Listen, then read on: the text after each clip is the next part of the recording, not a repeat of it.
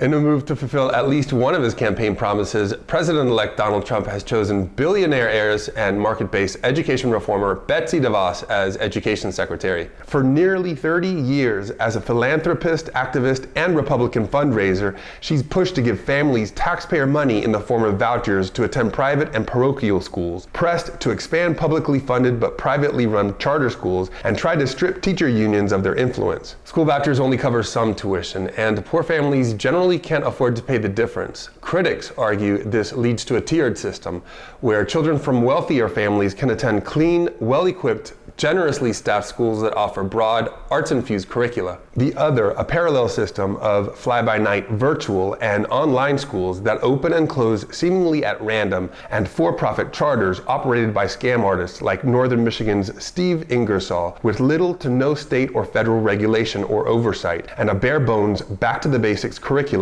delivered by unqualified and uncertified teachers. Trump has proposed directing $20 billion to fund his school voucher program, but federal spending accounts for less than 9% of school budgets nationwide.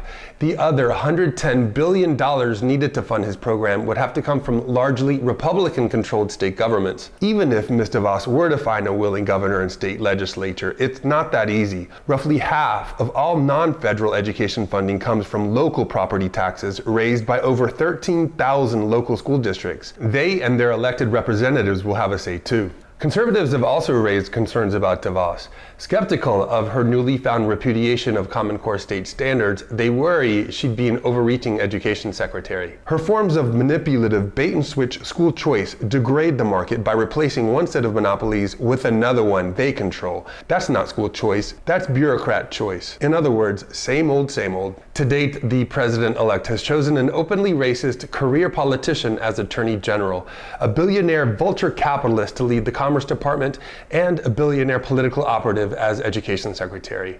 Makes you wonder, what exactly is he going to build on top of that swamp after he drains it?